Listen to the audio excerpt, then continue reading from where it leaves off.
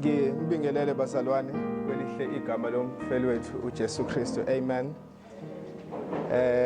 It's a joy again namhlanje ukuthi sizohlangana la sizokhuluma khona ngezwi likaNkulunkulu. Ngivela ke bazalwane eMaritzburg ngikhonza SRCC. Amen. Sweet Waters Reformed Christian Church. Igama lesigisi bazalwane ngikhonza khona. I'm hesitant ke bazalwane ukuzisho igama ngesimo sokuthi kunomntwana wami lapha engimfundisayo so wazi ukuthi uMr Cekwane. Manje I'm hesitant unless bazalwane engavala amadlebe then I will say my name. So igama ngibusondlo ngwakacekwane ngizile namhlanje ukuzoshumayela izwi kaNkulunkulu. As I was sitting there I just heard izwi from God.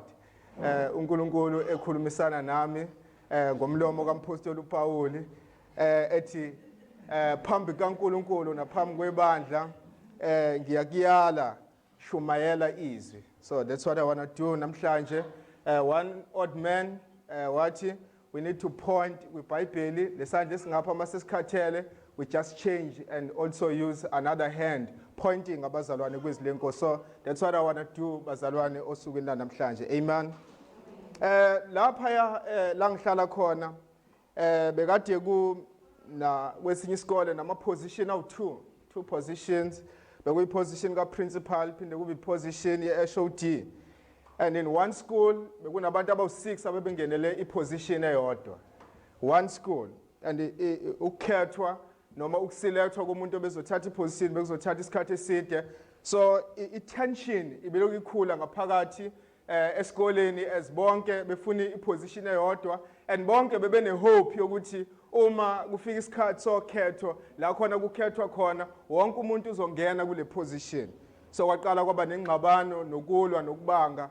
But ngaphezulu kwako konke agcinanga kuphela ukubanga labantu abawu6 akade be contest noma befuna ungena kulama position, but labantu abawu6 bekade benama group also wabo ngaphakathi esikoleni abasupportayo. So the school was divided actually because of one position or two position, one yokuba principal and one yokuba deputy principal. And here comes a time la khona kuba khona umuntu oyedwa okhethwayo ukuba principal, kube khona futhi umuntu oyedwa okhethwayo ukuthi abe udeputy principal. Bonke labantu akade bexabana bebanga iposition eyodwa sekufika isikhathi manje sokuthi sekunomuntu okhethiwe phambi kwabo. Sekunomuntu okhethiwe phakathi kwabo ukuthi manje uyena uzophatha. Now these people they have one choice. And the choice yabo laba kade bebanga bekuthi they leave the school bahambe join ezinye izikole or uma zingekho ezinye izikole abangayijoina they resign emsebenzini. They did exactly that bazalwane. They resigned emsebenzini, they went to other places abanye. But the problem enkulu yasala kulaba kade beyama supporters. Laba kade besupporta abanye ngaphakathi esikoleni ukuthi bazokwenza njani manje. Our enemy is our leader. Lo muntu ekade silwa naye, lo muntu ekade simpikela, lo muntu ekade sikhuluma zonke izinto kuyena usenyusiwe waphakanyiswa, uyena umuntu ozosiphatha, uyena umuntu ozositshela senzeni, uyena umuntu ozocontrola yonke into eyenzeka, yonke functioning yakesikole. You know what? They did one thing. Bahambilisha ipride yabo, bayakubona labantu baguqa phambi kwabo, bathi siyaxolisa konke sikwenzile sikwenze ngongazi, besingazi konke sikwenzile sikwenze ngongazi, kodwa namhlanje sesicovenant kanye nani, siyafunga senze isifungo kanye nani ukuthi noma yini enisitshela yona siyoyenza, noma yini enisiyala yona siyoyenza, so nithobela sokwenza noma yini, say accept authority. Now kuba bazalwane le example example enkulu, but akusi example efikayo noma esondelayo nakancane kwinto eyenzekile emhlabeni. Emhlabeni uJesu Kristu wafika emhlabeni enziwe njengenyama phambi kwabantu. Bonke abantu emhlabeni bamvukela balwa naye. Bonke abantu babeyizitha zikaJesu Kristu belwa noJesu Kristu befuna iposition kaJesu Kristu. Uma uJesu Kristu ezisho ukuthi uNkulunkulu noma inkosi, bonke abantu emhlabeni baxabana naye. But abagcinanga ngaloko ukwenza abantu bamthatha uJesu Kristu bayombethela esiphambanweni. And into ababembethelele yona iyodwa ukuthi waclaim ukube inkosi. Ingakho even izinto ababezisho but lo uthe uyinkosi yabaJuda. because uJesu Kristu yona into abebelwa yona lonto. But uJesu Kristu akalwanga kuphela nalabo bantu akade bengamfuni uJesu Kristu, uphinde walahlwa ngisho nabangani bakhe laba kade ehlala nabo ubusuku nemini ebafundisa izwi kaNkulunkulu baphenduka izitha zakhe. They killed the King of Kings. Bayibulala inkosi yenkazimulo.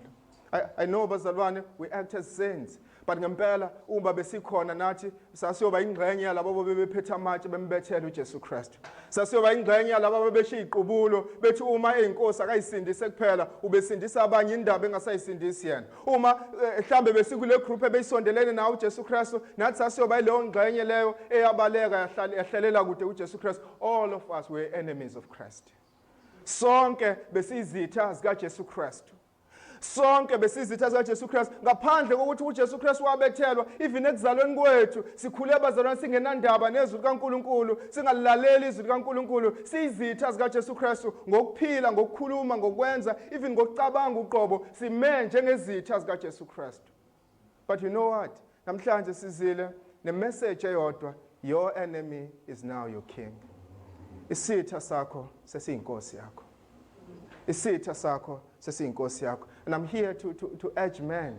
Ngizele bazalwane ukuzoncenga wonke umuntu la.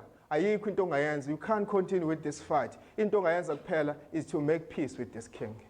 Into ongayenza ukwenza ukuthula nalenkosi. You can't defeat him. uNkulunkulu umphakamisile, wamkrana, wamenza inkosi phezulu kwa wonke umhlaba. Awukwazi ukulwa naye anymore. Into ongayenza ukwenza ukuthula nalenkosi. Into ongayenza ukuyithobela lenkosi. Into ongayenza ukuhamba uyoguqa phambi kwalenkosi uzithobe kuyo. Bese wenza iagreement nalenkosi ukuthi kusuka namhlanje uzokwenza intando yayo, uzoyithobela, uzohlukana nentando yakho. Into ongayenza ukuyeka yonke le fight okade uyilwa uyoguqa phambi kwalenkosi, because now Jesus is the king.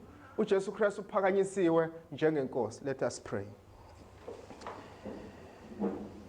Nkulunkulu, wena odalile izinto zonke, Nkulunkulu ongcwele kakhulu, omazulu sihlalo sakho sobukhosi umhlaba sinabelo senyawo zakho, uNkulunkulu ophakeme, wenzile abantu benza ngomfanekiso wakho, bakuhlubuka basuka kuwe. Kodwa Nkosi, ngokwecebo lakho laphakade ususenzile sabuyisana nawe, and usenze sabuyisana nawe ngomuntu ommisile, and lo muntu ommisile uJesu Kristu. Siyabonga Nkosi yenkazimulo, siyabonga uNkulunkulu waphakade, siyabonga uNkulunkulu ongcwele. Even Nkosi, as we are digging ezweni lakho, sizwa uNkulunkulu ukuthi uJesu Kristu sephakanyisiwe, wenziwa wabamkhulu, waba inkosi, wanikeza umbuso, uyabusa phezulu kwazo zonke izinto. Siyabonga uNkulunkulu wethu ongcwele ukukhonza yena. uNkulunkulu we submit kuye willingly ngoba usifelile, ufela izono zethu, usihlengile ebini bethu. Sisubmita kuye uNkulunkulu wethu ongcwele willingly. Siyabonga Nkosi nangezwi lakho osinikeze lona uNkulunkulu wethu ongcwele, uligcina kuyo yonke leminyaka, uvusa abantu kuma generations ahlukene ukudefenda nokumela izwi lakho, and manje izwi lakho lipure. Thank you Lord. Thank you Lord to know that as I'm standing here, I'm here to preach your pure word. Elingena error, uNkulunkulu wethu ingcwele engenaphutha kulo, uNkulunkulu wethu onamandla onke. Let me be faithful. But ngaphezulu kwako konke uNkulunkulu wethu ingcwele, I pray for my people. I pray uNkulunkulu wethu ingcwele for wonke umuntu olalele uNkulunkulu, that you may work enhlizweni yakhe uNkulunkulu wethu ingcwele for change. Ukuthi wonke umuntu aphumela uNkulunkulu esubmita kuJesu Kristu, ethobela yena yedwa uJesu Kristu njengenkosi. Ngiyakhuleka egameni lenkosi yethu Jesu. Amen. Ngicela nje bazalwane siyeni kwincwadi yabase-Efesu. Ephesians, kwabase-Efesu chapter number 1. Maningi kakhulu amaverse esizoya kuwo namhlanje, just to give you encouragement. Mhlambe singangakulwela bazalwane to write wonke ama-verses, ukulalela nje kuphela kakhulu, because maningi kakhulu ama-verse esizovula kuwo namhlanje. But to base our message, sizovula kwincwadi yabase-Efesu chapter number 1. So qala ukufunda khona ku verse number 15. Siyogcina ku verse number 23. Kwabase-Efesu chapter 1 verse number 15. Siyogcina ku verse number 23. Ngalokho nami sengizwile ngokukholwa okuyini enkosini uJesu, nothando kubo bonke abangcwele, angiyeki ukubonga ngenxa yenu. Nginikhumbule emkhulekweni yami ukuze uNkulunkulu wenkosi yethu uJesu Kristu uyise wenkazimulo aniphe umoya wokuhlakanipha nokwambulelwa ekumazini yena ekhanyisiwe amehlo enhliziyo yenu nize nazo kuyithemba lobizo lwakhe nokuyingcebo yenkazimulo yefa lakhe kubo abangcwele nokungubukhulu obumangalisayo bamandla akhe kithina esikholwa ngokusebenza kwamandla akhe amakhulu asebenza ngawo kuKristu Jesu emvusa wafileyo wamhlalisa ngokwesokunene sakhe ezulwini ngaphezulu kwakho konke ukubusa negunya namandla nobukhosi namagama onke aphathwayo kungekulelizwe lodwa kepha nakulo elizayo wabeka konke phansi kwezinyawo zakhe wamisa abe inhloko phezulu kwakho konke kulo ibandla elona lingumzimba wakhe ukugcwala kwakhe ogcwalisa konke kubo bonke leli izwi likaNkulunkulu amen. Incwadi bazalwane incwadi yabase-Efesu incwadi ebhalwe umpostoli Paul umpostoli obhala incwadi eziningi kwi-Old Testament sithola kuverse number 1 ka-chapter 1 uPaul umpostoli kaKristu Jesu lencwadi ibhale eboshiwe esejele eRome and la ekade eboshwe khona ubevalelwe endlini but ubene freedom ukuthi abazalwane bangangena bamvakashele ubene freedom ukuthi angakwazi ukubhala incwadi ayithumele kubazalwane ngaphandle ubene freedom yokwenza counseling ubene freedom yokushumayela ubene freedom yokwenza izinto eziningi but one of the freedom abenayo ukubhala incwadi and ezinye zencwadi ubhala incwadi eziningi la ejele evaleliwe but ezinye zencwadi ayibhalile incwadi kwabase-Efesu and mayibhala lencwadi umpostoli Paul ubhala utshela labazalwane noma ubhalela ukuchazela labazalwane ngecebo likaNkulunkulu lensindiso the God's eternal plan of salvation ubavezela ngecebo likaNkulunkulu mawufunda chapter number 1 uverse number 7 wakhona usivezela lokho uverse number 7 uthi esinokuhlengwa kuye ngegazi lakhe ukuthethelelwa kwezono ngokwengcebo yomusa wakhe awuvamisa kithi ngakho konke ukuhlakanipha nokuqonda verse number 9 esazisa ifihlakalo yentando yakhe njengokuzibonela kwakhe azimisela khona ngaphambili ngamamazwi uPaul Paul uthi la uNkulunkulu into ayenzayo kwinsindiso uNkulunkulu sivezela icebo lakhe alimisa ngaphambili even ku chapter number 3 verse number 11 uthi ngokwecebo laphakade alenza ngoKristu Jesu inkosi yethu ngamamazwi is a plan uNkulunkulu ayimisa the plan of salvation akusiyi plan eqala manje akusiyi plan eqala ngosuku lokusindiswa kwakho but this is a eternal plan iplan uNkulunkulu ayimisa ngaphambili and kwinsindiso uNkulunkulu sivezela that plan noma usambulela that plan so umpostoli Paul mayithatha ipeni lakhe ebhala lencwadi is showing abazalwane liyini icebo likaNkulunkulu ngensindiso what is God's eternal plan and ku chapter number 1 just to give you an overview before sifike kulama verses sifunde kuona verse number 15 ku chapter number 1 umpostoli Paul ukhuluma ngokuthi abazalwane they are blessed in Christ abazalwane babusisiwe kuKristu Jesu ukhuluma ubachazela ngezibusiso zakamoya noma lento sibiza ukuthi ama spiritual blessing uverse number 3 ka chapter 1 makabongwe uNkulunkulu uyise wenkosi yethu Jesu Kristu osibusisile ezulwini kuKristu ngesibusiso sonke sakomoya a short definition yokuthi yini umzalwane yiloyo uNkulunkulu athulule zonke izibusiso zakomoya kuyena lo uNkulunkulu ambusisile lo uNkulunkulu amblessile but ama blessings uPaul Paul akhuluma ngawo akusiwa ama blessing enyama the spiritual blessing we are blessed siblessiwe bazalwane sibusisiwe ngazo zonke izibusiso zakomoya and uPaul Paul uyayimention la ekhuluma ngokuthi wasikhethela kuye ekhuluma ngokuthi wasixolela ekhuluma ngokuthi wasihlenga ekhuluma ngokuthi wasimisela kuye zonke lezo izibusiso mayihlangene zenza izibusiso abazalwane ababusiswe ngawo all the spiritual blessings but umpostoli Paul uthi lo msebenzi wensindiso kulama verse esifunde kuona ku chapter number 1 lo msebenzi wensindiso wenziwe ubuthathu bukaNkulunkulu your salvation our salvation kumele ukuthi ubuthathu bukaNkulunkulu busebenze kuyona God the Father God the Son God the Holy Spirit bonke ubuthathu bukaNkulunkulu busebenze kuyona lensindiso I know bazalwane and it's good uma sikhuluma ngensindiso we are pointing it to the cross kuJesu Christ esiphambanweni it's good ukwenza lokho because lama verse ma uwahlanganisa ku chapter number 1 nayo into uPaul Paul ayiphinda kuKristu Jesu awusuthi noma ubuthathu bukaNkulunkulu bekuyisebenza lensindiso kodwa kuyisebenze kubani kuKristu Jesu in Christ but verse number 15 to verse number 23 la sifunde khona umpostoli Paul is making a short prayer this is a prayer for Paul uma ufuna ukwazi ukuthi umpostoli Paul ubekhuleka kanjani this is a prayer Apostle Paul uguqa ngamadolo. It's just like this is a pause. Apostle Paul uyama kancane and uthi angeke nginikhulekele, angeke ngikhuleke. Lezi zinto engikhuluma ngazo zinkulu kakhulu. Lezi zinto engikhuluma ngazo angeke umuntu wenyama akwazi ukuziqonda. Lezi zinto engikhuluma ngazo angeke umuntu akwazi ukuziqonda ngale kokuthi umoya kaNkulunkulu emcaciselile. Ngamanye amazwi Apostle Paul is making a pause and he's just starting a prayer. And the prayer kaMpostoli Paul, iprayer yokuthi labazalwane baqonde lemfihlakalo, labazalwane baqonde lecebo likaNkulunkulu, labazalwane baqonde icebo likaNkulunkulu. And I think bazalwane, this is a practice. This is a practice wonke umuntu omshumayeli, just to make a pause and say lezi zinto engikhuluma ngazo zinkulu kakhulu ukuthi umuntu wemvela angakwazi ukuyiqonda. Lezi zinto engikhuluma ngazo zinkulu kakhulu ukuthi wonke umuntu angakwazi ukuzi-understand ngengqondo yakhe. Let me pray. Let me make a pause and pray, asking uNkulunkulu ukuthi uNkulunkulu akhanyise amehlo enhlizweni ukuze nikwazi ukuqonda lezi zinto engizokhuluma ngazo. And today it's my prayer also. I know lezi zinto esikhuluma ngazo kusuka ngoFriday kuze kube manje, nalezi zinto esizokhuluma ngazo manje, they are so big. They are so big. Ngamamazwi ukuze ukwazi ukuyi-understanda, you really need ukusebenza kaMoya Ngcwele. Udinga uMoya Ngcwele avule inhliziyo yakho, udinga uMoya Ngcwele avule ingqondo yakho, so that you may understand. So Apostle Paul is making a pause and he's praying. And into Apostle Paul ukhulekela ukuthi labazalwane baqonde icebo likaNkulunkulu. Labazalwane baqonde iplan kaNkulunkulu. He's praying for understanding, for knowledge. But knowledge akhuluma ngayo akakhulekeli ukuthi bazi lezi zinto ngengqondo. Akakhulekeli ukuthi bazi lezi zinto ngenhliziyo. He's praying for into esibiza ngokuthi life changing knowledge. Ukhulekela ulwazi oluguqula ukuphila. Ukhulekela lento ama-Puritan ayibuza ngokuthi experiential knowledge, ulwazi oluguqula ukuphila. He's praying for that.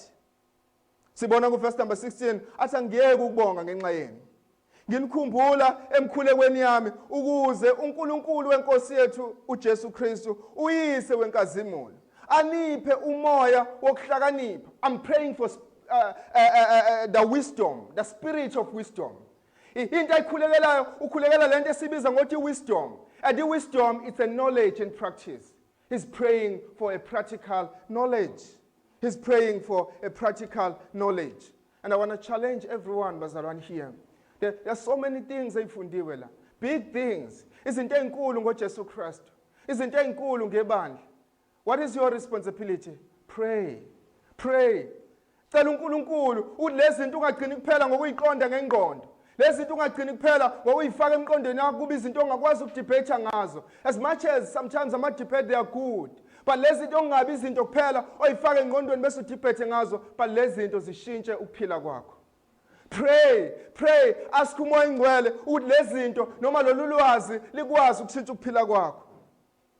Then umbuzi luphi lolu lwazi uMpostoli Paul afuna labazalwane balazi and ekulazini lishintsha ukuphila kwakhe. Number 1 is saying, I'm praying ukuthi bazi mayelana nethemba lokubizwa kwabo, the hope of his calling. The hope of his calling. Verse number 18, ekhanyisiwe amehlo enhliziyo yenu. Kuze kwenze njani? Nize nazi okuyithemba lobizo lwakhe. Number 1, I'm praying. One thing engifuna ukuthi niyazi, hope of your calling. Ngifuna nazi ithemba lobizo lwenu. Nazi ukuthi liyini ithemba uNkulunkulu anibizele kulona. Nazi ukuthi liyini ithemba uNkulunkulu anibizele kulona. You are not going to be judged. uNkulunkulu unithembisa ukuphila oyingunaphakade, uNkulunkulu unithembisa uguqulwa kwemzimba, uNkulunkulu unithembise yonke lonto ithemba lobizo lwakhe. Izinto uNkulunkulu asithembise zona in our calling. And number 2, uMpostoli Paul is praying ukuthi abazalwane baqonde ukuthi bayifa likaNkulunkulu, so that they understand their God's inheritance. Verse number 18, ekhanyisiwe amehlo enhlizweni nize nazi okuyithemba lobizo lwakhe nokuyingcebo yenkazimulo yefa lakhe kuba bangcwele. You are God's inheritance. Wonke umuntu ola ukholwa uJesu Kristu uyifa likaJesu Kristu. You are God's inheritance. But number 3, he's praying ukuthi baqonde amandla kaNkulunkulu. Power, the real power, that you may understand the power of God. I know bazalwane leli gama lithi power noma amandla kaNkulunkulu liza njengebhomu kuma-reform circles. Power, amandla kaNkulunkulu. Is he talking about ama miracles manje? Is he talking about what? No. Umphostoli Paul ukhuluma ngamandla kaNkulunkulu asebenza ngawo kwinsindiso. Ngesikhathi uNkulunkulu esindisa wena, he has to use amandla akhe. There is power. Kunamandla uNkulunkulu asebenza ngawo esindisa. Umphostoli Paul mayikhuluma ngawo kwincwadi yabaseKorinte, the same power uNkulunkulu adala ngawo amazulu nomhlaba is the same power uNkulunkulu asebenza ngawo kuthina esindisa. So you must understand the power of God. Why you need to understand amandla kaNkulunkulu? Because amandla kaNkulunkulu awasebenzi kuphela kwi-regeneration. Amandla kaNkulunkulu aphinda asebenze kwi-sanctification. Ukuze ukwazi ukuphilela uNkulunkulu, akwazi ukuphilela uNkulunkulu ngamandla akho. Ukuze ukwazi ukuphilela uNkulunkulu, udinga uku-understand amandla kaNkulunkulu asebenza kuwena. You need to understand the power of God. You know what, bazalwane? The reason why amabandla amaningi ebeka imithetho ethile, imigomo ethile, nqwaza, yenza ukuthi, zonke lezo zinto, they don't understand the power of God. And as a result of that, lezi zinto abazibeka izimigomo nemiqathango kumele abantu bayilandele, lezo zinto lezi azikwazi ukuyishintsha inhliziyo yomuntu. You find out ukuthi abantu sebegqokile bangaruthi inzipho, bangayiluka imiluko ethile, bangakwenza ukuthi sebekwenze konke lokho, but in their heart enhlizweni zabo bazifela. Ngamamazi, they only think what is evil. They are not sanctified in their heart. Why? Yonke leyo mthetho na yonke leyo nto ayikwazi ukumshintsha umuntu. The word of God will change man. Amandla kaNkulunkulu asebenza ngomoya ingcwele will change man. As izwi likaNkulunkulu lishunyelwa, you will change. I'm not saying lezi zinto zi-bad in itself, but lezi zinto ngithi azisibi sanctification, azikwazi ukusanctify. What do you need for sanctification? The power of God. And udinga uku-understand amandla kaNkulunkulu. Amandla kaNkulunkulu. This is so amazing, bazalwane. It's going to the negative side. Masikhuluma nge-sanctification sikhuluma ngani? Yenza ukuthi ungakwenzi ukuthi. Yenza ukuthi ungakwenzi ukuthi. But umpostoli Paul mayikhuluma nge-sanctification uthini? Kunento ekumele ukuthi uyazi. This is our approach to certification. I-certification kunento ekumele uyazi. Ngamama unenkinga emshadweni, kunento ekumele uyazi. Unenkinga esikoleni that you don't behave as umzalwane, kunento ekumele ukuthi uyazi. Unenkinga emsebenzini, the problem of your life, inkinga yokuphila kwakho is your knowledge, your theology. You have wrong theology. Ngamama kunento e-understand ayi-wrong, kunento ecabanga ayi-wrong. Ingakho umpostoli Paul uspende 3 chapters of Ephesians. Chapter 1, chapter 2, chapter 3, wenzani la? There's no command. It's all about theology. It's all about izwi likaNkulunkulu. It's all about isifundiso sezwi likaNkulunkulu. Why? Kunento abazalwane kumele ukuthi bayazi. Uma beke bayazi leyo nto, they will change their lives. And lento kumele bayazi, abazuyazi ngengqondo. Abazuyazi ngengqondo, bazoyazi ngalento esibiza ukuthi practical knowledge. Bazoyazi as umoya ingcwele eyenza ibe real in their lives. You know what? Ma uyifunda into iqala ibe knowledge, ukuthi yenze njani, ihlale engqondweni yakho, bese umoya ingcwele yayi-applya ibe yini manje? I-conviction. Mase i-conviction ila khona isishintsha ukuphila kwakho khona. Amen. So mase i-conviction ila ishintsha khona ukuphila kwakho khona. So Apostle Paul is praying for that. Uthi there is something you need to know. And amapha amaqiniso ekumele ukuthi uwazi so that you change. You need to know the hope of your calling. You need to know that you are God's inheritance. You need to know also amandla kaNkulunkulu asebenza ngayo kumina. Awekho ama-imperatives, awekho ama-command akhona la. Into ekumele uyazi, kumele wazi lezi zinto, and you will change. And you will change. Then Apostle Paul mayiqeda ukukhuluma ngalamandla, then he's making example. Lamandla abonakala kuphi? Lamandla engikhuluma ngawo asebenza kunina. Lamandla engikhuluma ngawo anisanctifyayo. Lamandla engikhuluma ngawo aningcwelisayo. Lamandla engikhuluma ngayo anenza nibe holy. Lamandla engikhuluma ngawo ashintsha ingqondo zenu, ashintsha inhliziyo zenu, ashintsha ukukhuluma kwenu, ispeech senu, aze atransform impilo yenu, izivele ngaphandle kwindlela enigqoka ngayo, indlela enikhuluma ngayo, indlela enenza izinto ngaphandle. Lamandla engikhuluma ngawo amandla asebenza kuKristu Jesu. It's the same power that work in Christ. And la esintroduce khona abazalwane ekuphakanyisweni kaKristu Jesu. Lamandla iwona amandla aphakamisa uJesu, amenza waba mkhulu. Iwona amandla aphakamisa uJesu. And bazalwane, it's amazing as I was studying this, uthi umpostoli Paul uyigcine enze isibonelo ngamandla wagcina esegena kwitheology kaKristu Jesu. He was making an example ku verse number 20. Masikabuka nje chapter 1 verse number 20. Verse number 20 uthi asebenza ngawo kuKristu Jesu. The reason why Apostle Paul has afike la kule theology engaka ka chapter number 20 to ka verse number 20 to verse number 23 ubenza example. He was just making an example and saying to usengena kwi big theology about Christ. This is a great passage ekhuluma ngoJesu Christ. It's a great passage, but Apostle Paul ubengakhulumi nje ngaye ubenza example yamandla kaNkulunkulu. And bekumkhuba kaPaul bazalwane uthi uMapostle Paul ubethe khuluma ngenye into ayithuke esecarried esekhuluma ngoJesu Christ. Why? It's because of indlela bemazi ngayo uJesu Christ. Indlela uJesu Christ abebusa ngayo inhliziyo yakhe. Ubeyithuke esekade ekhuluma ngenye into ayithuke esengena kwi deep theology about Christ. Oh, what a joy. What a joy. Ukuthi emlonyeni kaMapostle Paul akaphela uJesu Christ. Uzathi kwincwadi yabaseKorinte nganquma ukuthi angiyakwazi lutho ngale kaJesu Christ yena futhi ebethele. Ngamamazwi conversation yakhe athe yala abazalwane ayithuke esekhuluma ngoJesu Christ because we need to point abazalwane kuKristu Jesu until they become like Christ. Ngamamazwi akekho umuntu emunye sikamshumayela, akekho omunye umuntu esingamala simemezele ngale kukaKristu Jesu. And once we do that, uSondlo uyafa, once we do that, uBahlu uyafa, once we do that, uNqo uyafa, because uKristu Jesu uyaphakanyiswa. We need to point abazalwane kuKristu Jesu until they become like Christ. Until they understand ukuthi umuntu ekumele sibukele kuyena sibe njenga naye sigcwaliswe ngaye ubani uKristu Jesu zathi mayikhulekela ibandla laseGalatia athi ngiyabekezela kangakanani up until uJesu Christ abunjwe enhlizweni zenu. Until Jesus Christ abunjwe enhlizweni zenu. And this is Paul. This is Paul. I'm waiting bazalwane to see those kind of Christians. Abathi kade bekhuluma ngenye into kwi-conversation behamba umzalwane othile ayithuke esekhuluma ngoJesu kwi-conversation. Nabanye abazalwane abahamba naye esikhundleni sokuthi bathi uyabhola besakhuluma ngebhola indaba usikhuluma ngoJesu bayithuke bonke sebecarried sebekhuluma ngoJesu Christ.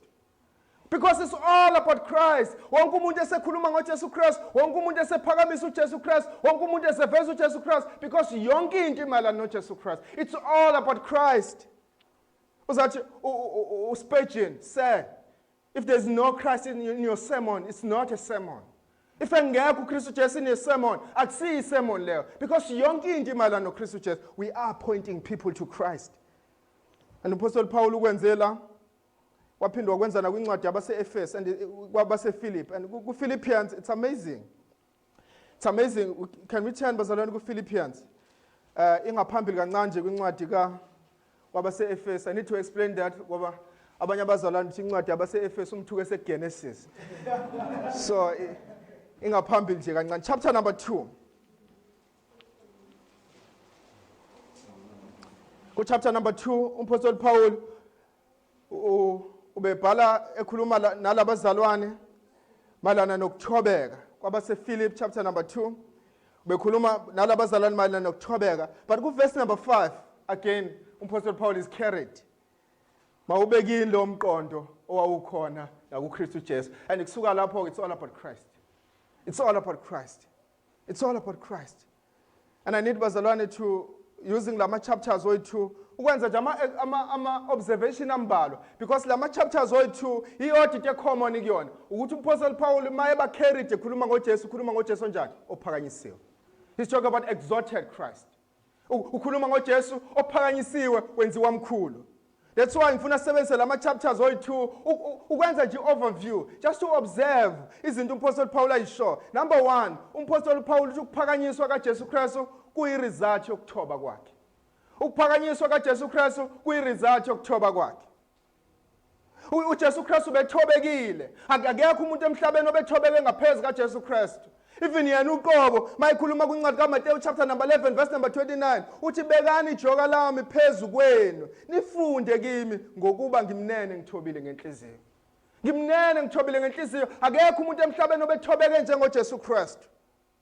Ngaphezulu kokuthi uJesu Kristu ufundisile ngokuthobeka waphinde wapoint abantu ekuthobekeni wakhomba yena uqobo umuntu othobekile uJesu Kristu uphinde wakudemonstrate kwincwadi kaJohn chapter number 13 wenze njani uJesu Kristu uthatha amanzi uthatha ithawula uwasha abafundi bakhe inyawo uthi uma mina omkhulu oyinkosi kini ngikwenzile among you kanjani ukube nina nikwenze komunye nakomunye. Jesus was humble. uJesu Kristu ubethobekile. But mawufunda kwincwadi yabase-Philip uMapostle Paul usivezela kahle ukuthobeka kaJesu Kristu. Ukuthobeka kaJesu Kristu. Mofunda verse number 1, bekhuluma nabazalwane ngokuthobeka, uthi ngakho ke uma kukhona induduzo kuKristu, uma kukhona ukududuza kothando, uma kukhona inhlangano kamoya, uma kukhona isisa nesihawu, gcwalisani ukuthokoza kwami ukuba nibe emqondo omunye, ninothando olunye, nibe enhliziyonye, niqonde into inye. Ningenzi lutho ngombango nangodumo lwezwe, kepha ngokuthobeka nishaye sengathi abanye bakhulu kunani. Ilona loyo angabheki okwakhe, kepha ilowo abheke okwabanye. He's teaching them about humbleness, a real humbleness. Ihumbleness uPaul Paul akhuluma ngayo ukuthi omunye angabheki okwakhe kodwa abheke nokobani, ukuthi bangafuni udumo lezwe, bangenzi lutho ngombango. Zonke leso zinto uPaul Paul ziyisummary ukuthi kumele nithobeke. But who is the example? Ubani example yethu? Jesus Christ. Jesus Christ. Verse number 5. Mawubekini lo mqondo owukhona nakuKristu Jesu.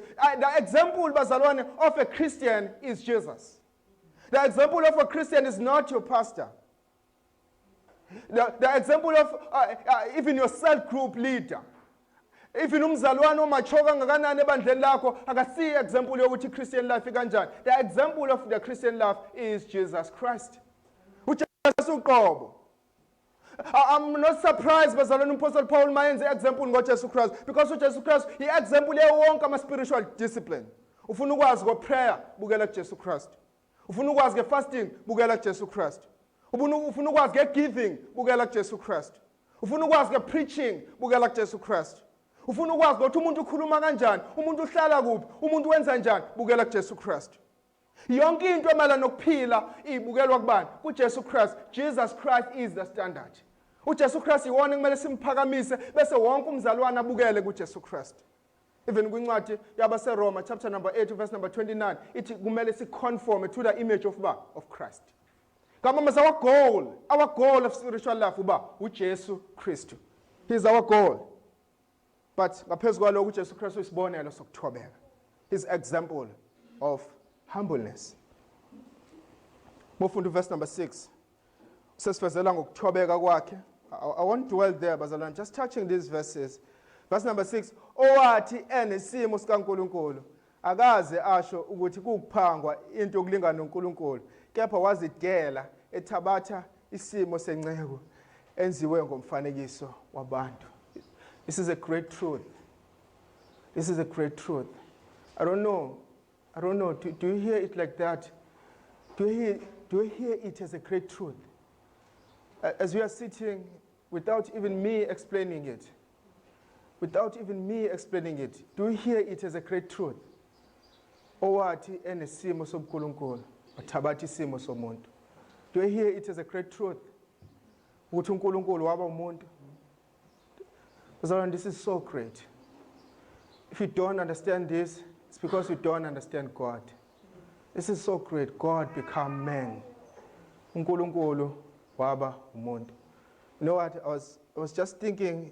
It's a funny example, but I was thinking of ama galaxies, umhlaba wonke, ama planet, inkanyezi, isibhakabhaka, nazo zonke izinto. Have you ever seen ukuthi inkulu kangakanani? But umuntu ma ekulezo zinto lezo ufana njengentuthwane kuzona, because umuntu itencinyane even emhlabeni wonke. But iBhayibheli lithi uNkulunkulu odale amazulu nomhlaba, odale wonke ama planet nama galaxies, yonke into, even izilwandle nazo zonke izinto, uNkulunkulu odale konke, uNkulunkulu omkhulu became a man. This is a great distance. Even that example bazalwane cannot explain it. Asikwazi ukwazi lokho up until simbone uJesu Kristu, sibone ukukhulu bakhe uJesu Kristu, sibone ukuthi kwabizana ukuthi uJesu Kristu abumuntu enyameni. It was a great distance bazalwane. Ongeke ukwazi ukuyivala ngalutho ukuthi uNkulunkulu waba umuntu ebantwini. A far distance. But really uNkulunkulu waba inyama phakathi kwabantu. Nakuba wayekade uNkulunkulu engakaza yeke kuba uNkulunkulu, kodwa kunamalungelo uJesu Kristu awadinaya noma wayekela ngaphandle, wadinaya ilungelo lakhe lenkazimulo as uNkulunkulu, wayeka ilungelo lakhe legunya nama authorities wonke njengoNkulunkulu, wayeka ilungelo lakhe lengcebo nama riches wonke as uNkulunkulu, wayeka even ilungelo lakhe lobudlelwano nobuthathu bukaNkulunkulu. He became man. Waba umuntu ebantwini. I know as much as the explanation is like it's a big explanation, but ayikwazi ukusichazela ukuthi kwabizani ukuthi uJesu Kristu abe umuntu ebantwini. It was a great distance. Ingakho uMaphostoli Paul, this is the example yokuthobeka. Isibonelo sokuthi kuyini ukuthobeka kaJesu Kristu. Isibonelo sokuthi kwabizani ukuthi uJesu Kristu athobeke. Kwabizani ukuthi uJesu Kristu athobeke. And bese uMaphostoli Paul ngaleso sizathu uNkulunkulu wamphakamisa. The person of Christ was exalted. Sho njalo kuverse number 9. If singabuka kuverse number 9 la sikhona uncwadi yabaseFilipi. Ngalokho ke uNkulunkulu wamphakamisa. Ngaleso sizathu leso uNkulunkulu wamphakamisa. Wamphakamisa wamenza waba mkhulu. And this is our message namhlanje ukuthi uNkulunkulu umphakamisile uJesu Kristu. Christ is exalted. Christ is exalted, is above. uJesu Kristu ubekwe waba ngaphezulu kwayo yonke into. uNkulunkulu umphakamisile uJesu Kristu. And bazalwane, this is even an adjective. This is an adjective. Let me say this. I know these things are true. I know ngempela ukuthi i-position onayo emsebenzini, it's a big position. I know that. I know ngempela ukuthi i-career onayo, i-career enkulu. I know that. I know bazalwane, even ama-spiritual gift onawo in the church of God, ama-spiritual gift amakhulu. I know that. I know ama-talent onawo. I know indlela okhulise ngayo abantwana bakho. You've been successful kwindlela okhulisa ngayo abantwana bakho. I know that. Even indlela mhlambe your marriage functioning ngayo, it's a big way, and I know that, and it's true. I know wonke ama-achievement onawo. I know zonke izinto ozi-achievile in life. Yonke into oyicabangayo ngawe iyiqiniso. You are what you think you are. Let me say that. But uJesu Kristu eyikona konke ayeyikho wayithoba thabatha isimo somuntu. You can't do it. You can't do it, bazalwane. You can't do it. You can't deny career yakho. You can't deny umsebenzi wakho. You can't deny yonke into ocabanga ukuthi uyiyona, and you humble yourself. It's doable. uNkulunkulu wakwazi ukwenza ungena enyameni. You can't do that. Ungakwazi ukuyenza uyishaya into engelutho, as much as unazo zonke lezi zinto, as much as uyizo zonke lezi zinto, as much as una wonke lama achievement, ungakwazi ukwenza lokho ukuyithoba. Humbleness. Ungakwazi ukuyithoba lokho ebandleni kaNkulunkulu. You can't do that because our King did that. Because inkosi yethu yakwazi ukwenza lokho. You can. And this is the promise. uNkulunkulu wamphakamisa. God exalted him. And uNkulunkulu will exalt you. uNkulunkulu uzokuphakamisa. uNkulunkulu on the day of judgment, uNkulunkulu yoma phambi kwakho athi, well done faithful servant. God will clap hands for you. uNkulunkulu yokurizatha ngayo yonke into oyenzile. God will honor you. God will honor you. Njengalokhu uJesu Kristu uNkulunkulu akwenza kuJesu Kristu, uNkulunkulu uyakwenza kuwena. But let me tell you, if uqhubeka nepride, uthi incwadi kaJakobe, uNkulunkulu umelene nabazindlayo. Ngaba mas prideful people, uNkulunkulu umelene nabo. If you have pride, uNkulunkulu umelene nabo. But if you humble yourself, God will exalt you. God will exalt you. uJesu Kristu uphakanyisiwe. Then observation number 1, it ukuphakanyiswa kaJesu Kristu kwakuyi-result humbleness kaJesu Kristu. But observation number 2, ithi kwakubonakaliswa kwamandla kaNkulunkulu. Kwakubonakaliswa kwamandla kaNkulunkulu. Verse number 20 kwabase-Efesu ka chapter 1. If we can turn back quick. Verse number 20. Verse number 20 wakhona uthi mayikhuluma ngokuphakanyiswa kuJesu, uthi asebenza ngawo uKristu uJesu emvusa kwabafileyo. Ngaba mazukuphakanyiswa kaJesu Kristu kwakade kukubonakaliswa kwamandla kaNkulunkulu. And I'm here to say, ngithi sonke, Jesus is exalted. uJesu Kristu uphakanyisiwe. Now uJesu Kristu weza enyameni ebuthakathaka bazalwane. I remember my example ambalo ngobuthakathaka kaJesu Kristu, wayebuthakathaka ekhuleka ensimini yaseGetsemane. Wayebuthakathaka ekhuleka ethi baba sidlule lesisitsha, ehambe yokhuleka, ephinde ebuya kubafundi bakhe, ephinde ehambe yokhuleka. He was weak. Waye-weak emephambi kaPilato, ebuza imibuzo naphambi kaHerodi. He was weak. Waye-weak ebanjwe ngabantu ehudulwe isesiphambanweni, enziwa yonke into eyenziwa kuyena. He was weak. But manje he's no more like that. Akasekho njalo, akasophinde ayenjalo, akasenabo ubuthakathaka, kodwa useoccupy indawo ephezulu, usebekwe phezulu, uNkulunkulu umnikeza indawo ephezulu. The person of Christ is exalted. Lo Jesu Kristu wambona ekhudulwa kaPilato, lo Jesu Kristu wambona esesiphambanweni is no more like that. Usephakanyisiwe. Engakho neculo elithi woza Jesu omncane singali accept because Jesus is more than that. Jesus is above. Jesus is above. Sibona iconfession kaThomas emva ukuthi uJesu Kristu evukile ekufeni, uthini uThomas, ngikhombisa amanxeba akho ukuze ngibone ukuthi wena uyamkhombisa uJesu Kristu. Uthini uThomas ma eseqedile ukubona lokho? uJohn chapter number 20 verse number 28 uthi Nkosi yami uNkulunkulu wami. You are my God. You are my Lord and my God. Uyinkosi yami, uNkulunkulu wami.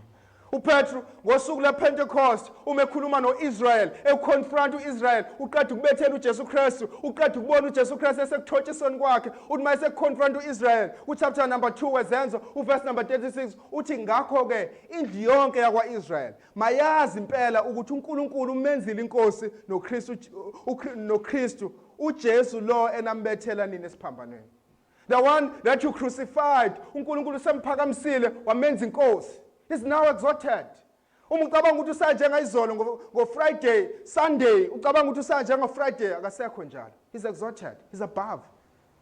He's above everything. Jesus is exalted. Jesus is exalted. In few minutes, bazalwane, I'll summarize stages of 4 exaltation kaJesu Christ. 4 stages of Son's exaltation. 4 stages. Amapha ama-steps uJesu Kristu awahamba ekuphakanyisweni kwakhe. Noma amapha ama-steps asifezela ukuthi ngempela uJesu Kristu uphakanyisiwe. 4 stages of Son's exaltation. Number 1, Son's resurrection. Ukuvuswa kwakhe kwabafileyo. We wouldn't dare bazalwane size la sizokhuluma ngokuthi uJesu inkosi uma engavuswanga ekufeni. Number 1, ukuvuswa kwakhe ekufeni was a sign yokuphakanyiswa kwakhe. Verse number 20. Lasikhona kwabase-Efesu. Asebenza ngawo kuKristu Jesu emvusa kwabafileyo. uJesu Kristu uvukile ekufeni. uJesu Kristu akasafi, uphila ingunaphakade, uvusiwe ekufeni. Even ingilosi mayikhuluma nabesimama ababemile ngasethuneni ithini? Nimfunelani ophilayo endaweni yabafileyo. He's alive. He's alive. Even uMapostle Paul kubazalwane baseKorinte ababekade bengakholwa uvuko lwabafileyo, bengakholwa ukuthi abazalwane bovuka, bengakholwa izona zonke lezo zinto. Uthini uMapostle Paul in 1 Corinthians chapter number 15 verse number 20 uthi kepha kalokhu uKristu uvusiwe kwabafileyo. Jesus is alive. uJesu Kristu uvusiwe kwabafileyo. Uvusiwe kwabafileyo egcwalisa yonke imibhalo ye-Old Testament ekade ikhuluma ngokuvuka kwakhe. Mawubheka nje amaHubo chapter number 16 verse number 9 uthi ngakho ke inhliziyo yami iyajabula nomphefumulo wami uyethaba, nenyama yami iyakuhlala ngokwethemba ngokuba awuyakunika umphefumulo wami endaweni yokubola. Awuyakunikela umphefumulo wami endaweni yokubola. KwakuDavide la ekhuluma as a hope ukuthi kuNkulunkulu awuyakunikela umphefumulo wami endaweni yokubola. But uMphostoli uPetru uthini ngosuku lePentecost umeshumayela entshumayeleni yakhe? Uthi uDavide wakubona ukubola usethuneni, kodwa uDavide ngumprofeti wayekade ekhuluma ngoJesu Kristu.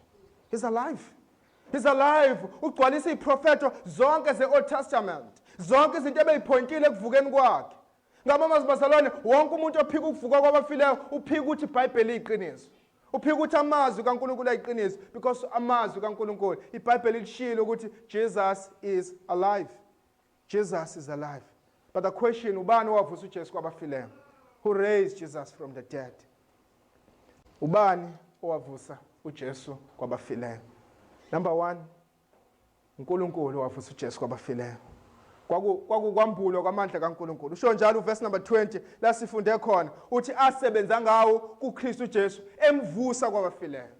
Ukuvuka kwaJesu kwabafileyo, it was a manifestation of the power of God. Kwakubonakaliswa kwamandla kaNkulunkulu.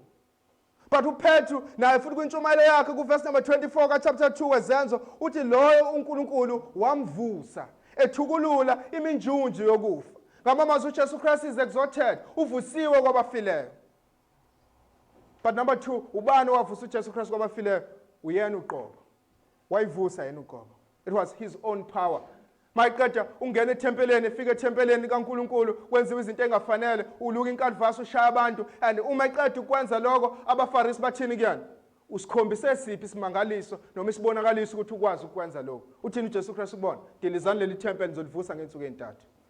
And abafundi bakhe bathini? Wayekhuluma ngani? Ngokufa kwakhe nangokuvuka kwakhe. He was referring to itempele luyena uqobo. But uJesu Christ kuncwadi kaJohn chapter number 10 usho lamazwi verse number 17, ngalokho ke ubaba uyangithanda ngokuba ngidela ukuphila kwami ukuba ngibuye ngikuthabathe. Akekho ongangamuka ukuphila kwami, kodwa ngikudela ngokwami, nginamandla okukudela, nginamandla okubuye ngikuthabathe. Lo myalo ngiwamukele kubaba. I have power. Nginamandla okudela ukuphila kwami, nginamandla futhi okubuye ngikuthabathe. I have power. Ngamamazwi uJesu Christ sevuka ofileyo, wayeprove number 1 ukuthi yonke into ayishilo iqiniso. Number 2, wayeprove amandla akhe phezulu kokufa. The question is, ubani onamandla phezulu kokufa? uNkulunkulu uqobo. Uma uJesu Christ evuka kwabafileyo, wayeprove ukuthi I'm no longer a man, noma I'm not just a man, I'm God. NgiuNkulunkulu uqobo. uNkulunkulu onamandla phezulu kokufa, uNkulunkulu ongakwazi ukwehlula ukufa, uNkulunkulu ongakwazi unqoba ukufa. Akekho noyedwa umuntu ongakwazi ukuyenza, but Jesus did.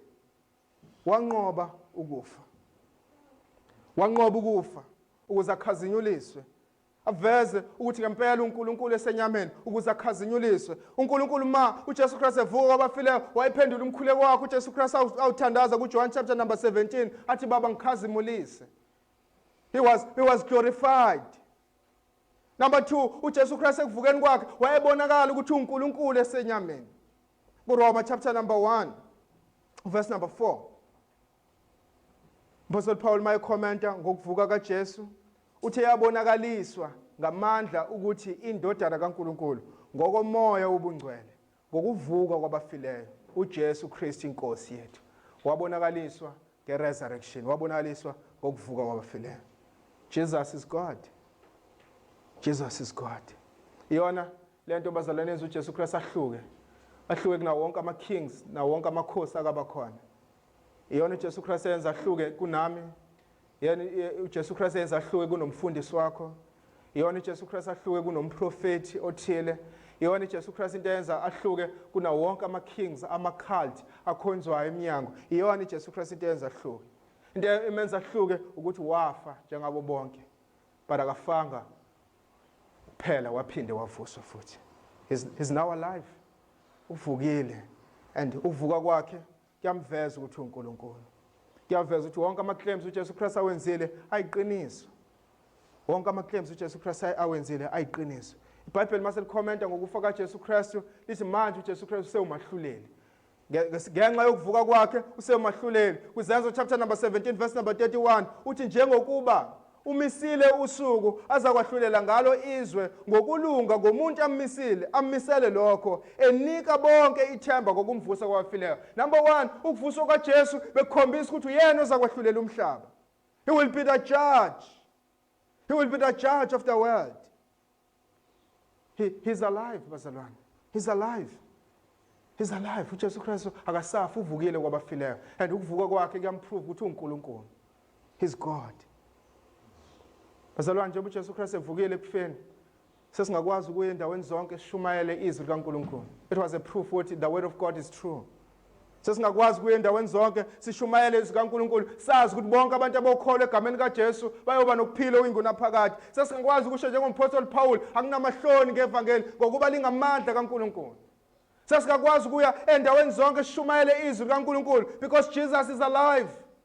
We know our message is not hopeless. Our message is not hopeless because the message that ihamba namandla kaNkulunkulu. We know that. Number 2, njengoba uJesu Kristu evukile ekufeni, sesingakwazi ukuphila impilo engcwele. Uthini uApostle Paul incwadi kaRomans chapter number 6? Sesiyakuthini na? Siphile esonweni ukuze kuvame umusa, besaqhana kanye. Uma safa kanye noKristu, singaphile siphinde kanjani esonweni? Mase siqhubeka lapho, eyasho ukuthi savuswa kanye noKristu. Because of this life, Because of the resurrection kaJesu Christ, we can go wherever. Sishumayele izwi kaNkulunkulu. But again, because of the resurrection kaJesu Christ, we can live a holy life. We can live a holy life. We have power. We have power. We have power to live a holy life. Sinamandla ukuphilela uNkulunkulu. Singakwazi ukuphilela uNkulunkulu. Singakwazi ukuphila impilo engcwele. Singakwazi ukuphila holy life. Khona umzalwane othi ayi mina angikwazi ukwenza. You know, counseling is funny. Where umzalwane said, no, but ngihlulekile, I can't do it. I can't do it. But uPetru thini usinikile konke okumayelana nokuphila kumesabeni uNkulunkulu. All power.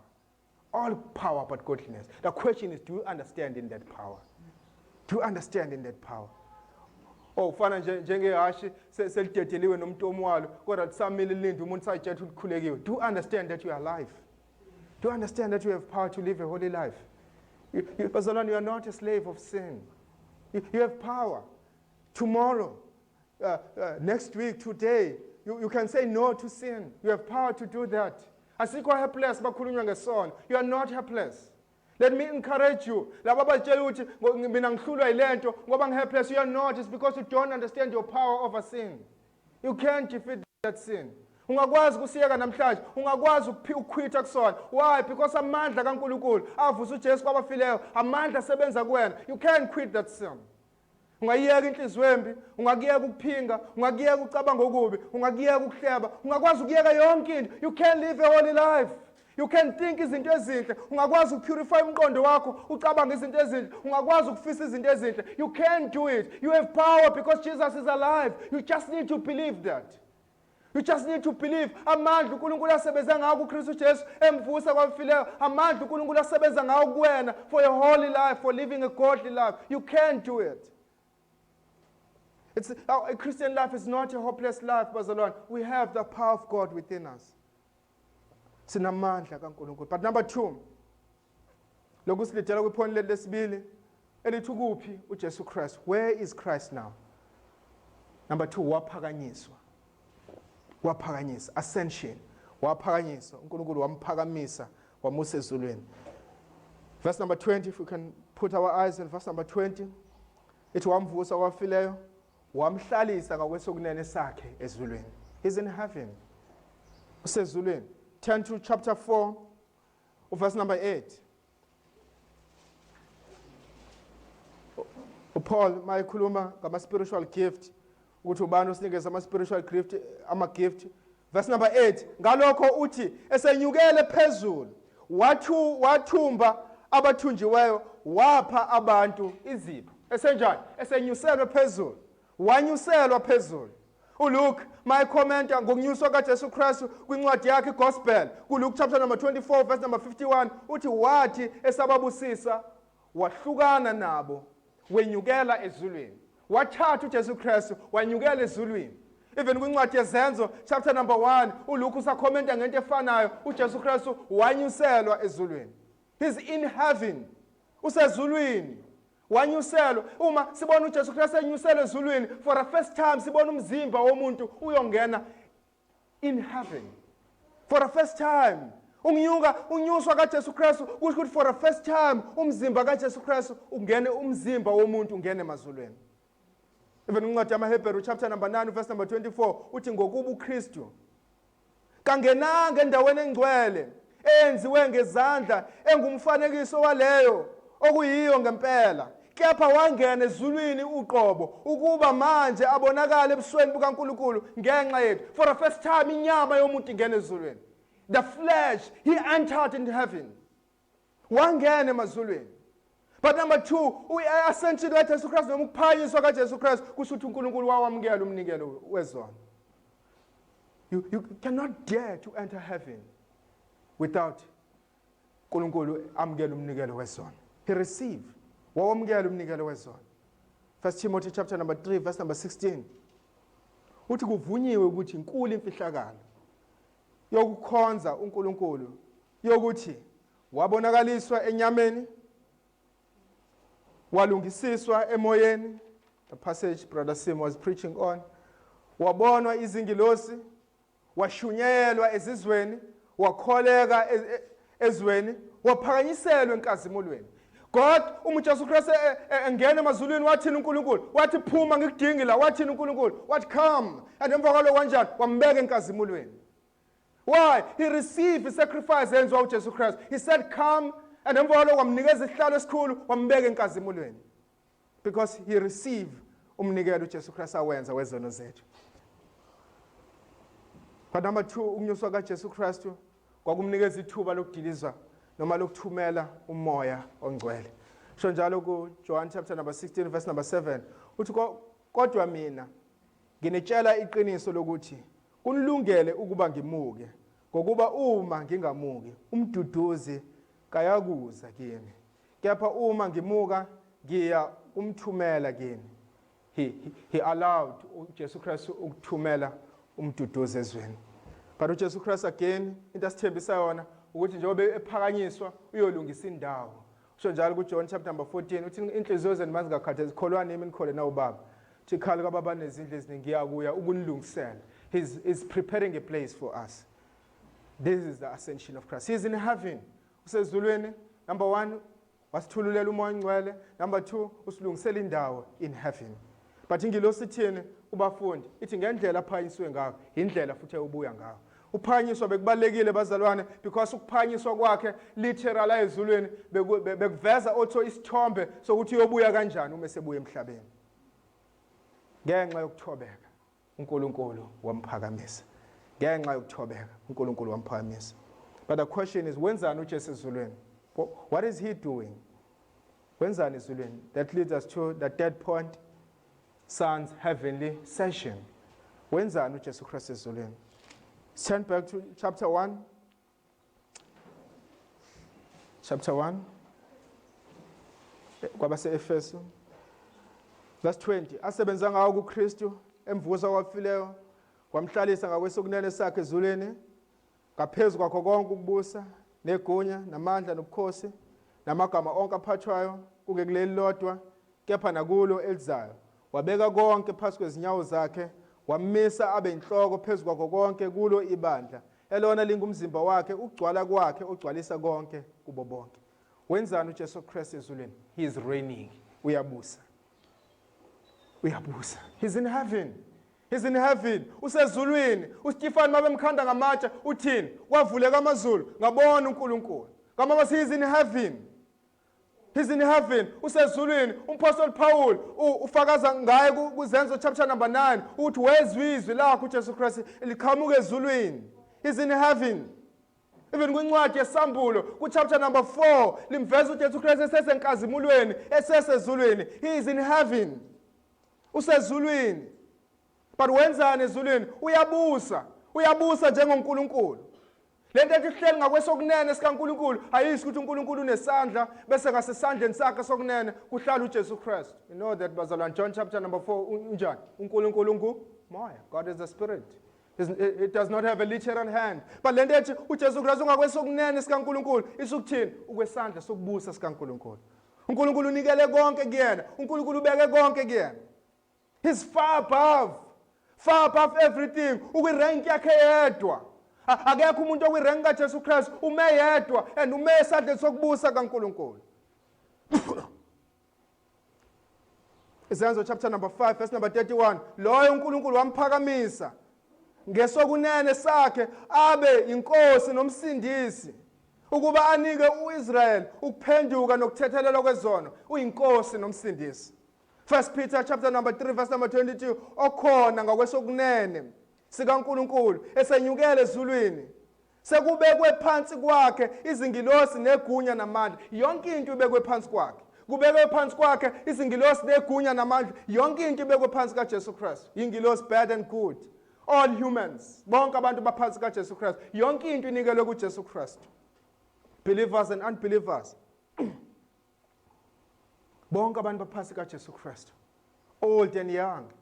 black and white, all the nations aphansi kaJesu Christ, abahlakaniphile nabaziwula, abacebile nabahlakaniphile, abafundile nabangafundile, abahlala endaweni eziphakeme neziphansi, bonke abantu baphansi kaJesu Christ, wonke umuntu kumele azi ukuthi uJesu Christ uyinkosi. uNkulunkulu umnikile umbuso, wamnika igunya, wamnika ukuthi abuse phezu kwako konke, yonke into ingaphansi kwakhe uJesu Christ. He is in heaven and wenzani ezulwini kwiside lokubusa. And bazalwana simenze uJesu Christ inkosi, uyinkosi vele. He is the king. You only need to confess he is the king. Udinga kuphela ukumvuma ngoba uNkulunkulu umenzile inkosi, akenziwa yimi, akenziwa yithina, kodwa wenziwe uNkulunkulu uqobo aba inkosi. Can we turn to 1 Corinthians chapter number 15 quick?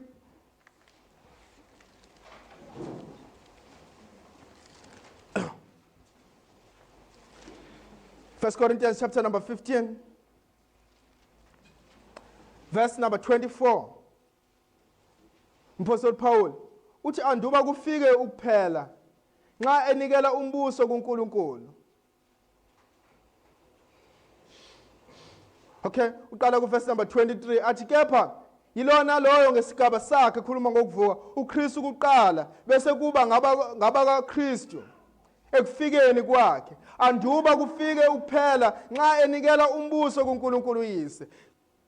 Lapho esachithile ukubusa konke nobukhosi bonke namandla ngokuba umelwe ukubusa uJesu Kristu aze abeke izitha zonke phansi kwezinyawo zakhe. Isitha sokugcina siyawuchithwa singukufa ngokuba izinto zonke uzithobisele phansi kwezinyawo zakhe. Kepha nxa ethi izinto zonke zithotshisiwe kusobala ukuthi ungaphandle kwazo yena othobisele. Kodwa nxa izinto zonke sezithotshisiwe phansi kwakhe, lapho ke nayo indodana iyakuzithoba phansi kwaloyo owathobisa zonke izinto phansi kwayo ukuze uNkulunkulu abe yikho konke kuko konke. Jesus is ruling. Uyabusa uJesu Christ. Even laje sikhona kwincwadi kwabase-Philip chapter number 2 verse 9 uthi ngalokho uNkulunkulu wamphakamisa wamnika igama eliphezulu phezu kwamagama onke ukuze kuthi egameni likaJesu amadolo onke aguqe, awabasezulwini nawasemhlabeni nawabangaphansi komhlaba, nezilimi zonke zivume ukuthi uJesu Kristu uyinkosi kube inkazimulo kaNkulunkulu yethu. He's exalted, and yini kumele siyenze ngokwale ncwadi? Wonke amadolo kumele aguqe kuyena, zonke izilimi kumele zivume ukuthi uJesu uyinkosi. You are not making him a king. We are not going to change it. Noma sikakuzonda bazalwane ukuthi uJesu Kristu uyinkosi, noma sikayizonda imithetho yakhe, noma sikazonda izinto ayisho, but we are not going to change it. Angesikwazi ukushintsha ukuthi inkosi. uNkulunkulu umphakamisile, uNkulunkulu umnikile konke, unikele konke kwisandla sakhe. We can't change that. What do we need to do? We need to obey and live. We need to obey and live. Sidinga ukubheka kuphela bese siyaphila. Oh, we need to reject and perish. Okumele sikuphike lokho bese siyabhubha kwenguna phakathi. Jesus is king. Uyabusa. Uyabusa. And lokubusa kwakhe bazalwane, need to explain it quick. Akufani nokubusa uJesu Kristu asazokubusa emhlabeni. Manje ubusa ezulwini, kodwa uJesu Kristu usazobusa emhlabeni futhi. Usazobe emhlabeni, anyathele emhlabeni sonke simbone, abuse umhlaba. Lokho sikubiza ngokuthi millennial kingdom. Manje ubusa njengoNkulunkulu, but usazobusa njengendodana kaDavid enyameni. Manje umbuso wakhe ungokomoya, kodwa umbuso wakhe usazoba senyameni ubonakale ngamehlo. We are still waiting for that day where Jesus will come. The song esiculile ithi busa Nkosi. Busa Nkosi. And this is a song that I love. Sometimes I'm even ngidideke ngithi yabona nkosikazi zami le song ngokwehliswa ngale boxini.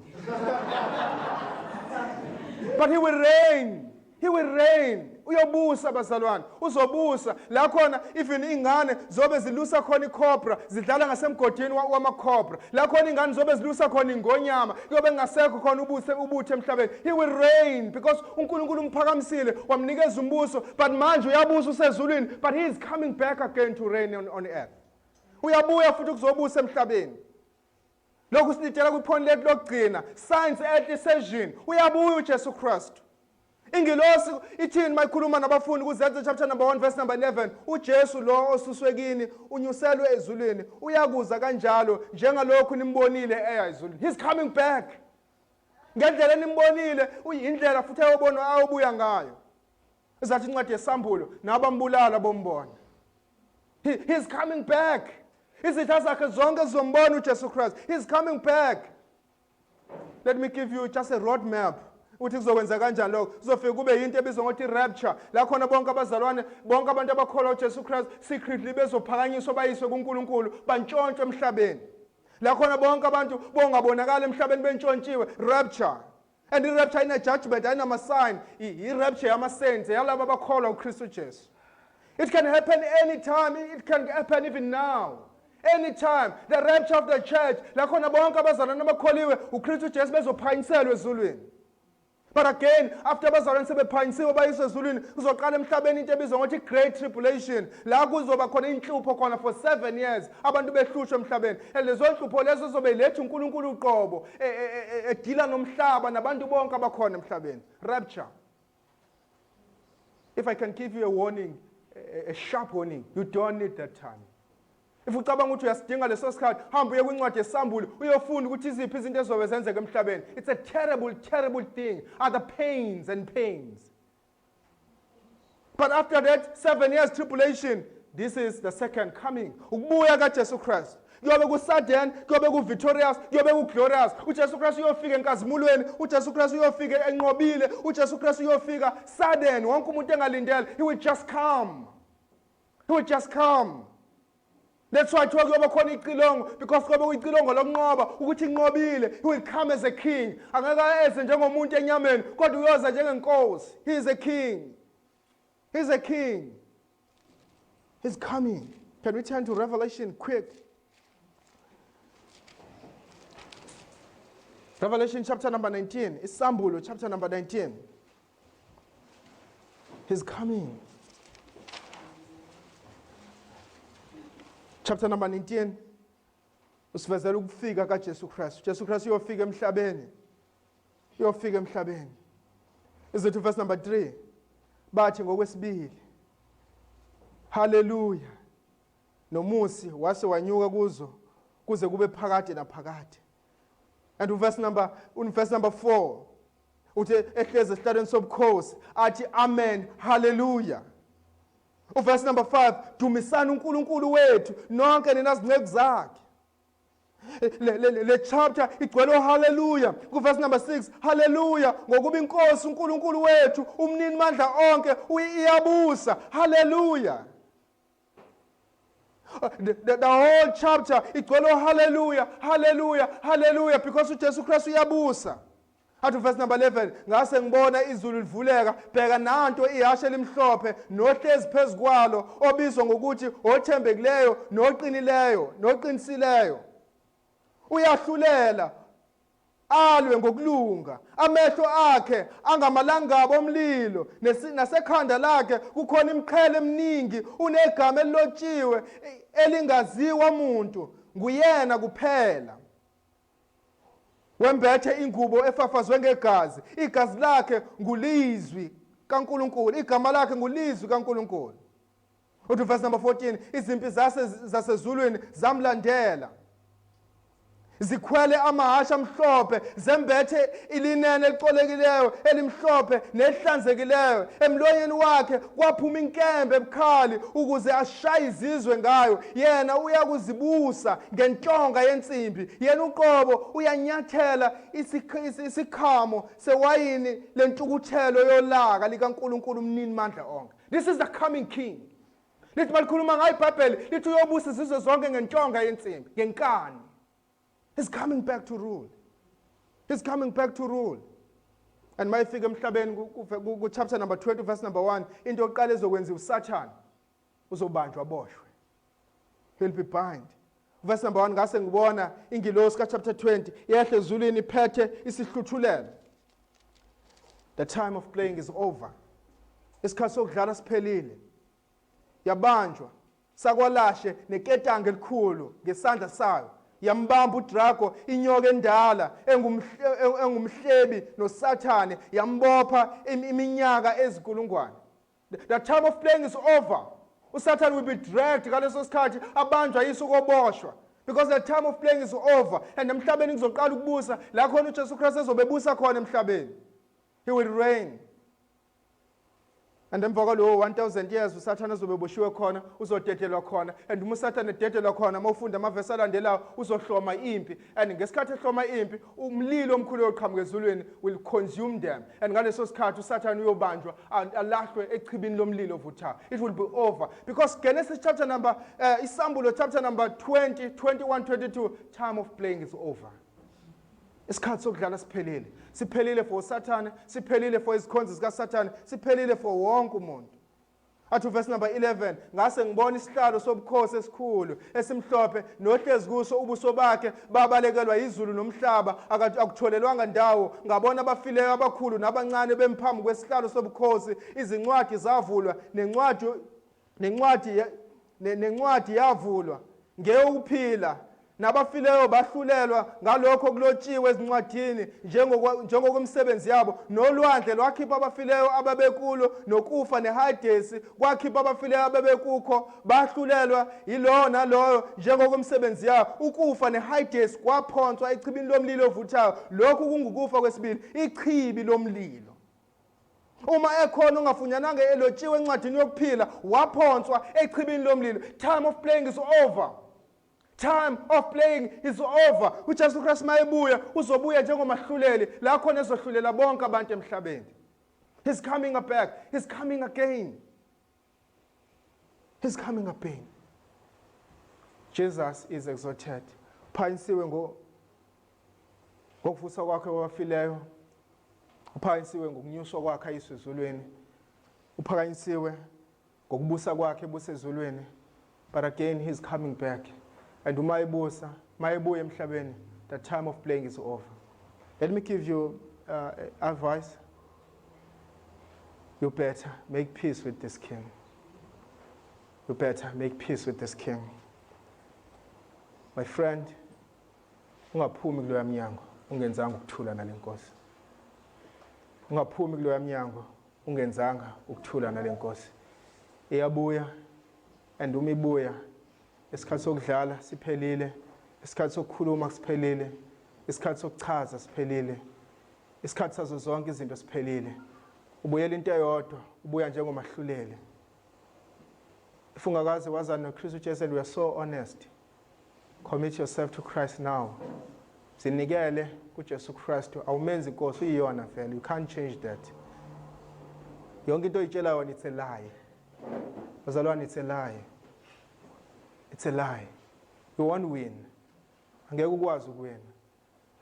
And what is so amazing bazalwane ukuthi uSathane inkosi yakho ulazi kahle iqiniso. uSathane akakufake ngisho ukufake, ukwazi kahle ukuthi uzobanjwa boshwa. Akayitshela into wrong, ukwazi kahle lokho. Ingakho amademon ma uJesu Christ efika kuona athi isikhathi sakhe asikafiki, because they know ukuthi there is a judgment to come. But they know it was not the time. Bazalwane, yonke into oyitshela yona, it's a lie.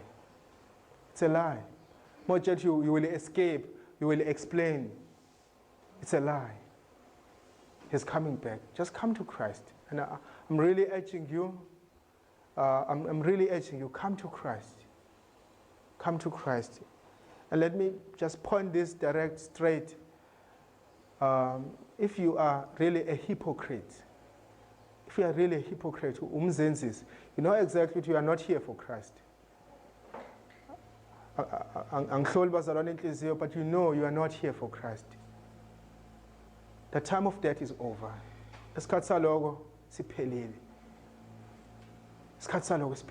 Jesus is coming back. Jesus Christ, I'm calling you to repentance.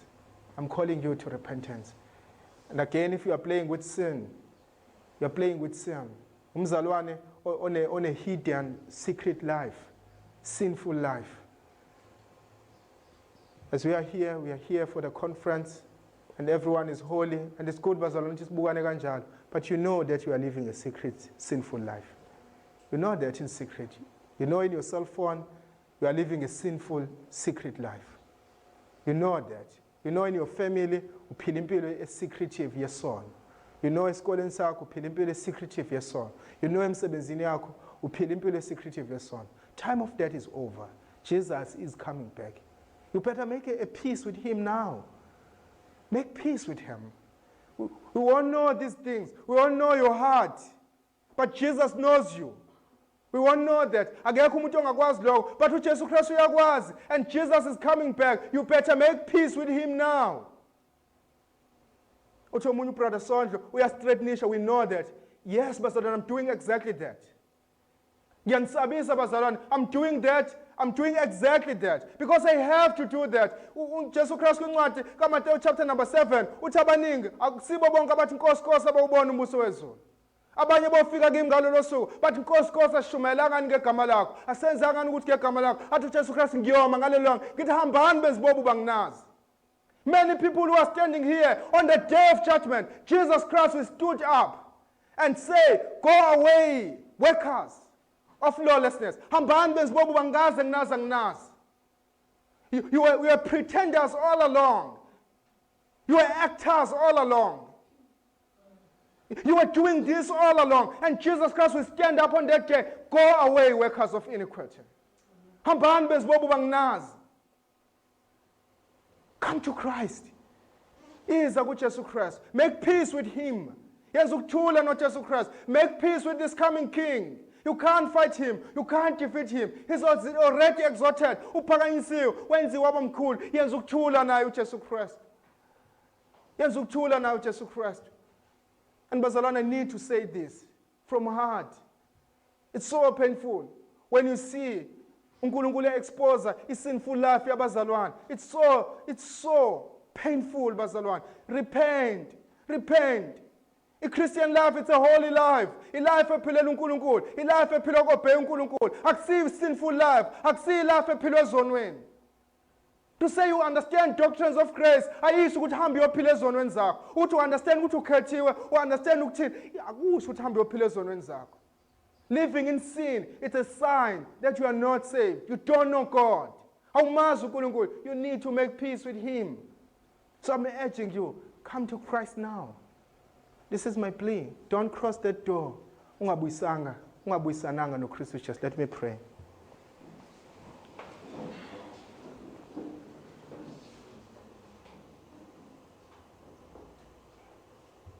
Lord, it is so hard even to open our mouth before you.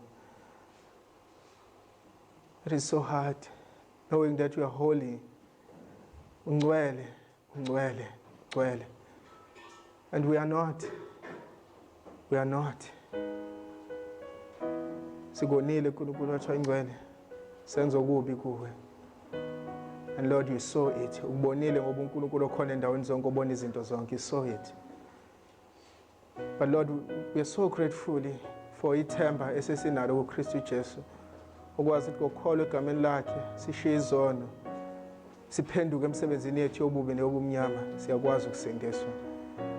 Lord, my great prayer, uNkulunkulu wethu oyingcwele, ukuthi bonke abofethu nodadewethu, especially those who do not know Christ, they may not leave this door, uNkulunkulu wethu oyingcwele, without making peace kanye noJesu Kristu. It's my prayer, uNkulunkulu, that you may touch their heart, you may show him Jesus Christ.